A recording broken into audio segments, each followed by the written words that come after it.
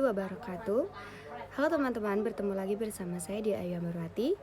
Dan dalam beberapa menit ke depan, saya akan menjelaskan mengenai isi dari buku Sejarah Peradaban Islam oleh Dr.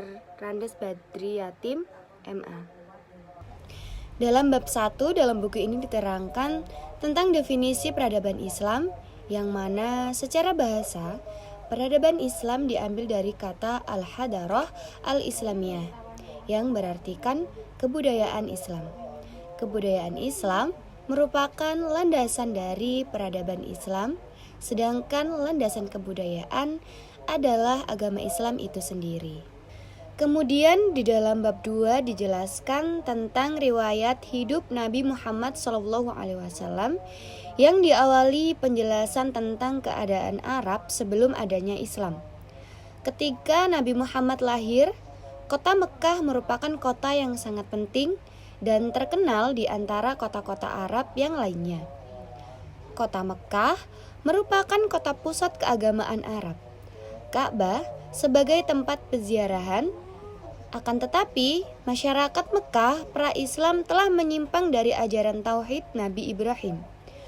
Mereka mempercayai bahwa Tuhan memiliki pembantu yang diwujudkan oleh masyarakat Mekah sebagai berhala yang mereka sembah dan diletakkannya di sekeliling Ka'bah. Nabi Muhammad sebagai anggota Bani Hashim kabilah yang kurang berkuasa di antara kabilah-kabilah Quraisy lainnya. Beliau lahir pada tahun 570 Masehi dan meninggal pada tanggal 12 Rabiul Awal 11 Hijriah atau pada tanggal 8 Juni 630 Masehi. Ketika berumur 40 tahun, Nabi Muhammad diutus oleh Allah untuk mendakwakan agama Islam yang dilakukannya melalui beberapa tahapan, yakni tahap sembunyi-sembunyi di lingkungan sendiri dan di kalangan rekan-rekannya, dan kemudian dilakukannya secara terang-terangan. Akan tetapi, reaksi kaum Quraisy tidak seperti yang dibayangkan. Mereka menolak dakwah Rasul, bahkan memusuhinya dengan sangat gencar. Hal itu disebabkan oleh beberapa faktor yang diantaranya adalah perniagaan patung, jabatan, serta gengsi mereka. Sikap permusuhan kaum Quraisy terhadap umat Islam yang masih tergolong lemah semakin menjadi-jadi hingga Rasulullah menganjurkan pada umatnya untuk berhijrah ke Habsyi. Setelah ditinggal Khadijah dan pamannya Abi Thalib, kaum Quraisy seakan-akan mereka merasa bebas dan sikap permusuhan terhadap Rasulullah semakin menjadi-jadi. Dilatar belakangi dengan perjanjian antara Rasulullah dan masyarakat Yastrib atau Baitul Aqobah. Rasulullah beserta umat muslim melakukan hijrah ke Yastrib yang sekarang dikenal dengan nama Madinah. Rasulullah di Madinah diterima sangat baik oleh masyarakat setempat. Di Madinah, Rasulullah diangkat sebagai pemimpin resmi. Beliau melakukan beberapa kebijakan untuk mengkokohkan terbentuknya negara Madinah. Dengan terbentuknya negara Madinah, umat Islam semakin kuat. Akan tetapi, sikap permusuhan kaum Quraisy pun belum berhenti, sehingga menyebabkan terpecahnya beberapa perang yang antara lain adalah Perang Badar, Perang Uhud, Perang Khandaq, dan juga perang bangsa lain misalnya Perang Tabuk.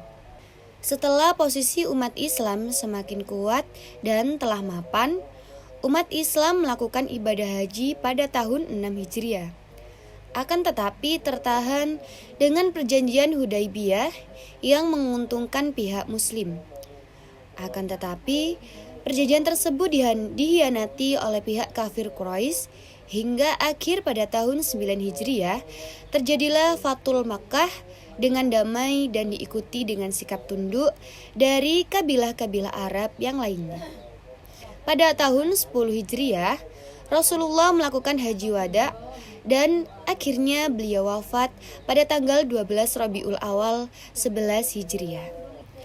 Kemudian di dalam bab 3 sampai bab 4 diterangkan tentang masa kemajuan Islam yang diawali dengan kekhalifahan Khulafaur Rasyidin, dan pada masa ini Islam benar-benar maju tanpa meninggalkan ajaran Islam yang sesungguhnya. Khalifah pertama dipegang oleh Abu Bakar Asy-Siddiq yang dipilih melalui musyawarah para sahabat. Dalam masa pemerintahannya, keadaan umat Islam masih belum stabil. Muncul para nabi palsu dan kaum ingkar zakat.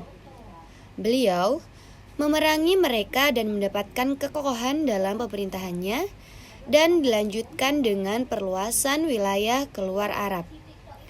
Beliau kemudian meninggal pada tahun 634 Masehi dengan menyisakan pekerjaannya dalam perluasan wilayah yang kemudian akan dilanjutkan oleh Umar.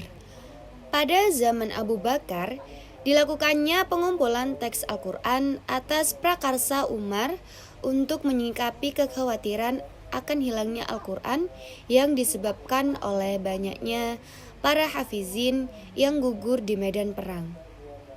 Umar bin Khattab diangkat sebagai khalifah atas keputusan Abu Bakar setelah bermusyawarah dengan para sahabat. Umar melanjutkan usaha Abu Bakar dalam perluasan wilayah. Karena perluasan wilayah begitu cepat, beliau segera mengatur administrasi negara dengan mencontoh administrasi yang sudah berkembang, terutama Persia. Umar menertibkan sistem pembayaran gaji dan pajak tanah. Pengadilan didirikan dalam rangka memisahkan lembaga yudikatif dan lembaga eksekutif. Sedangkan untuk menjaga keamanan dan ketertiban, beliau membentuk jawatan kepolisian dan pekerjaan umum. Umar juga mendirikan Baitul Mal, menempa mata uang, dan menciptakan tahun Hijriah. Umar bin Khattab memerintah selama 10 tahun dan meninggal pada tahun 644 Masehi atau 23 Hijriah, dibunuh oleh budak asal Persia Abu Lu'lu'ah. Beliau membentuk dewan yang terdiri dari 6 orang untuk memilih khalifah yang meneruskan perjuangan Umar, dan dipilihlah Utsman bin Affan setelah terjadi persaingan yang ketat antaranya dengan Ali bin Abi Thalib. Kemudian Utsman memerintah selama 12 tahun, dan pada 6 tahun awal merupakan masa pemerintahannya yang produktif. Beliau kemudian membukukan Al-Quran sejumlah 5 kitab yang disebarkan ke wilayah-wilayah yang lain untuk menyegerakan bacaan Al-Quran umat Islam. Dan ilmu pengetahuan agama berkembang pesat pada masa ini. Akan tetapi pada masa 6 tahun terakhir pemerintahannya terjadi banyak pemberontakan yang disebabkan oleh kekecewaan umat Islam atas kebijakannya yang bersifat nepotisme. Akhirnya beliau kemudian mengakhiri masa pemerintahannya dengan menghembuskan nafas terakhirnya pada tahun 35 Hijriah atau 655 Masehi, dibunuh oleh kaum pemberontakan. Kemudian setelah wafatnya Utsman, masyarakat beramai-ramai membaiat Ali bin Abi Thalib. Beliau memerintah hanya 6 tahun, karena pada masa pemerintahannya hanya untuk menghadapi pergolakan-pergolakan. Tidak ada kata stabil dalam pemerintahan beliau. Setelah menggantikan Utsman, Ali kemudian memecat gubernur yang diangkat oleh Utsman. Dalam hal ini menimbulkan kekecewaan pada pihak Bani Umayyah. Dan akhirnya mereka memberontak di bawah pimpinan Muawiyah hingga terjadi perang Siffin yang diakhiri dengan takhim yang merugikan pihak Ali dan terpecahnya barisan Ali dengan keluarnya kaum Khawarij. Dengan alasan menyesalnya atas tindakan Ali menerima tahkim, hingga akhirnya beliau dibunuh oleh kaum Khawarij pada tanggal 20 Ramadan 40 Hijriah. dan pemerintahannya pun diteruskan oleh putranya Hasan. Karena Hasan ternyata lemah, ia melakukan perjanjian yang dapat menyekutukan umat Islam dalam kekuasaan Muawiyah pada tahun 661 Masehi yang dikenal sebagai Al-Jamaah, yang mengakhiri masa Khulafaur Rasyidin dan kemudian dilanjutkan dengan pemerintahan dinasti Umayyah. Dalam periode dinasti Umayyah, perkembangan umat Islam pun semakin pesat, baik dari aspek ilmu pengetahuan, arsitektur, dan kewilayahan negara Islam yang sampai menduduki wilayah Eropa Barat atau Andalusia. Akan tetapi, di ujung tanduk masa kekhalifahan Umayyah seringkali terjadi pemberontakan yang disebabkan oleh nepotismenya, kebijakan-kebijakan yang krusial, dan kewibawaan yang semakin menurun. Dan sampai pada akhirnya digulingkan oleh Bani Abbasiyah yang membentuk Daulat Bani Abbasiyah pada tahun 130 Hijriah. Adapun keruntuhan dinasti Umayyah difaktori oleh sistem pergantian khalifah yang berdasarkan keturunan. Terjadi pemberontakan oleh kaum Syiah atau pengikut Ali yang dilatar belakangi oleh peristiwa pada masa Ali dan dibunuhnya Husain bin Ali oleh Khalifah Yazid. Pertentangan antar etnis Arab serta kalangan kaum Mawali, lemahnya pemerintahan Daulat Bani Umayyah. Pada masa Daulat Bani Abbasiyah, umat Islam mencapai puncak kejayaannya hingga dapat menyamai, bahkan mengungguli kekuasaan Romawi dengan berkembang pesatnya peradaban umat Islam dalam aspek ilmu pengetahuan, baik agama maupun duniawi, arsitektur, kepemerintahan, kedokteran, sastra militer, dan lain-lain. Karena sangat luasnya wilayah umat Islam dan kepemimpinan dipegang oleh khalifah yang lemah, wilayah-wilayah negara Islam mulai memerdekakan diri hingga akhirnya banyak terciptanya negara-negara kecil Maluku Taif yang melatar belakangi ambruknya dinasti Abbasiyah. Selain itu, serangan dari bangsa Mongol pun ikut membinasakan kekhalifahan Bani Abbasiyah. Kemudian pada bab 5, Islam di Spanyol, awal masuknya Islam di Spanyol pada masa kekhalifahan Umayyah dengan tokohnya Tariq bin Ziyad beserta kawan-kawan yang menggulingkan kekuasaan Gotik yang semena-mena. Pada awal pemerintahan Islam di Spanyol, masih gonjang-ganjing dalam artian belum stabil. Masih banyak terjadi pemberontakan yang terjadi dari pihak kaum Nasrani dan juga persaingan politik dari intern hingga datanglah yang masuk Ad-Dakhil di Spanyol, yang lari dari kerajaan Bani Abbas yang telah menggulingkan kekuasaan Bani Umayyah. Ad-Dakhil merebut kekuasaan pemerintahan Spanyol yang dipegang oleh kaki tangan Khalifah Bani Abbas dan akhirnya dapat diraihnya dan membentuk Daulat Bani Umayyah II di Spanyol. Peradaban Spanyol yang dipegang oleh umat Islam berkembang pesat dalam bidang intelektual sains, fikih, musik, kesenian, bahasa dan sastra, serta arsitektur dan bangunan-bangunan di kota.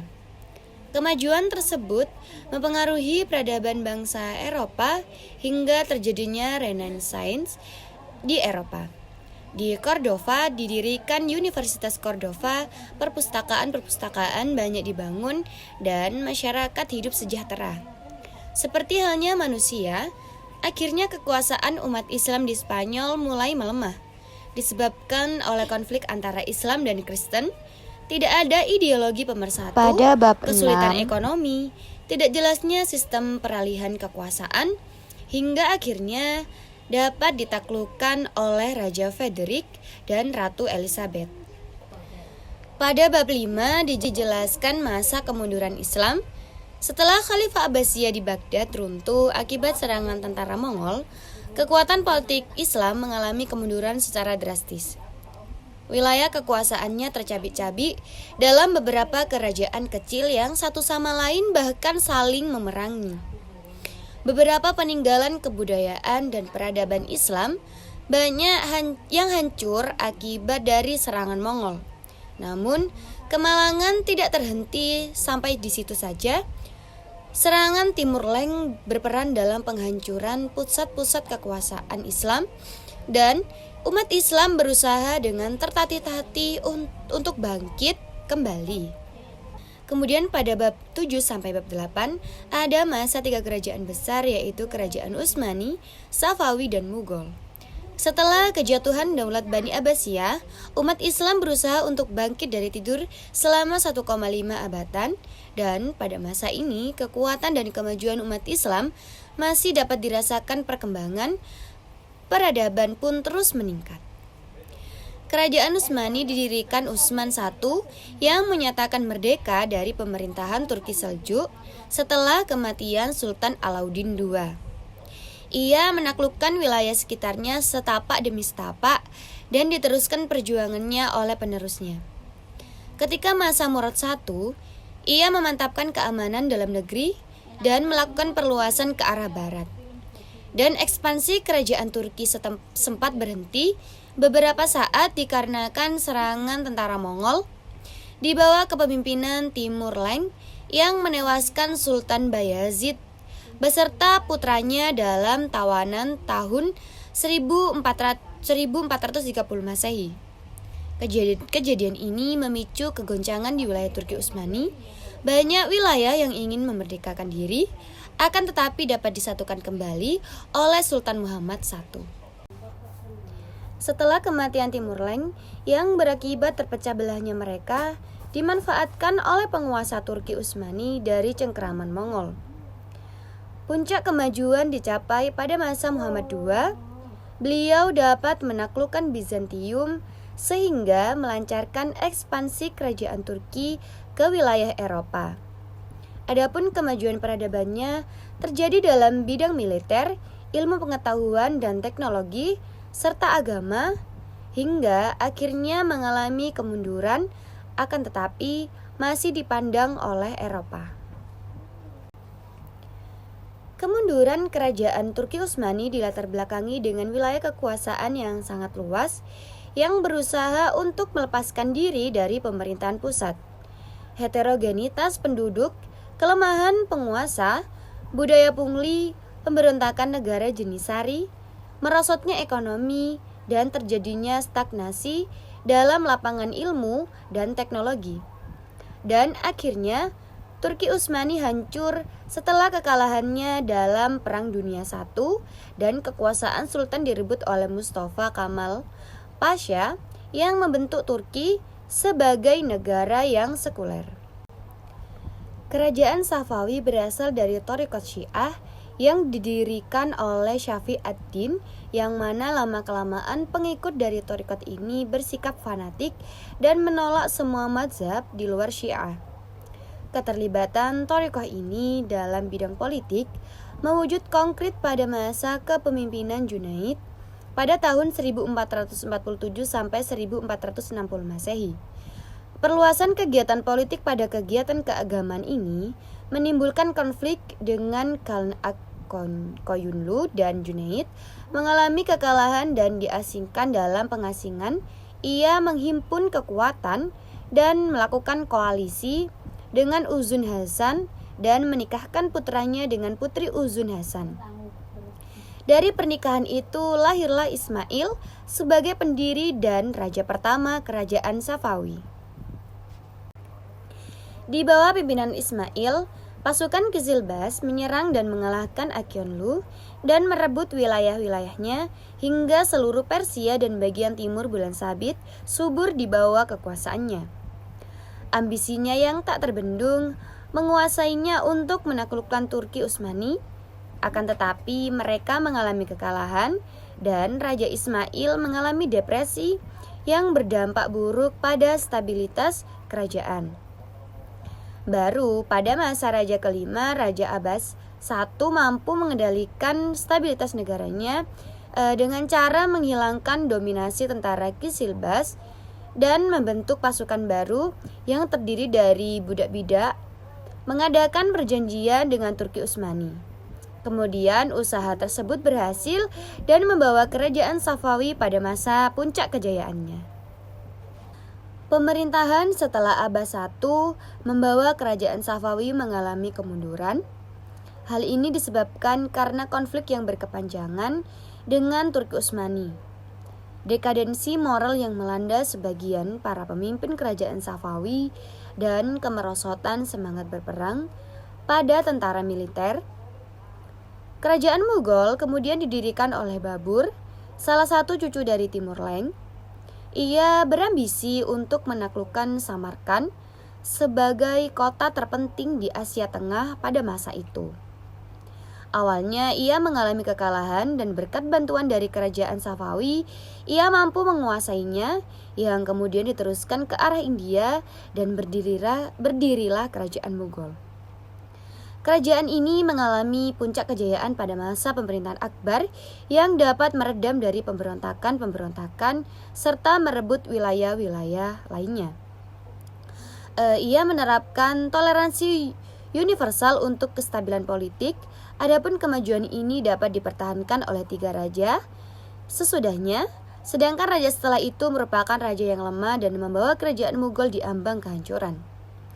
Adapun faktor yang melatar belakangi kemunduran kerajaan Mughal adalah terjadinya stagnansi dalam pembinaan kekuatan militer, dekadensi moral para pejabat, pendekatan Aurangzeb yang terkesan kasar menimbulkan benih pemberontakan, serangan dan imperialisme Inggris serta pemberontakan dari kaum Sikh atau Hindu. Kemudian pada bab 9 dijelaskan penjajahan Barat atas dunia Islam dan perjuangan kemerdekaan negara-negara Islam. Bermula dari peristiwa Renaissance yang terjadi di Eropa mendorong bangsa Eropa mengadakan perjalanan untuk mencari lahan untuk pemasaran barang produksinya dan mencari rempah-rempah. Dilatar belakangi oleh Perang Salib, bangsa Eropa mulai mengadakan ekspansi ke wilayah-wilayah negara Islam. Negara-negara Islam yang menyadari kemundurannya serta kelamaan masa jajahan kaum imperialis berusaha untuk meraih kemerdekaannya dengan berbagai cara yang akhirnya diawali dengan kemerdekaan Indonesia yang terus kemudian diikuti oleh negara-negara Islam lainnya. Kemudian pada bab 10 sampai bab ke-15 adalah bab di mana dijelaskan Islam yang ada di Indonesia. Pada awal masuknya Islam di Indonesia dibawa oleh pedagang-pedagang Gujarat pada abad ke-13 Hijriah dan terus berkembang pesat hingga terbentuknya kerajaan-kerajaan Islam yang tersebar di Nusantara.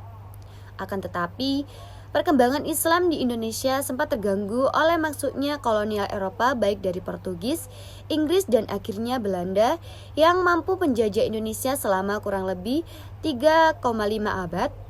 Kolonial Belanda terus menekan perkembangan Islam dengan berbagai cara, yang salah satunya adalah menyebarkan agama Nasrani di tanah Indonesia ini. Melalui waktu yang panjang dan berbagai proses telah dilakukan, perjuangan umat Islam khususnya di Indonesia tak akan pernah berhenti, baik dari zaman Islam kerajaan hingga Islam di ujung kekuasaan kolonial, terus melakukan berbagai upaya untuk merebut kemerdekaan Indonesia yang akhirnya didapatkannya pada tanggal 17 Agustus 1945. Kemudian pada zaman pasca kemerdekaan yang mana pemerintahan dipegang oleh Insinyur Soekarno yang lebih condong ke PKI, antara umat Islam dan PKI terjadi disintegrasi. Pada zaman Orde Baru, keadaan umat Islam pun semakin dipojokkan walaupun musuh bebuyutannya PKI telah ditumpas. Umat Islam dibatasi oleh kebijakan-kebijakan yang menyudutkan umat Islam hingga umat Islam pun berusaha bangkit dan melawan penindasan yang telah dipraktekkan di zaman Orde Baru ini atau zaman reformasi.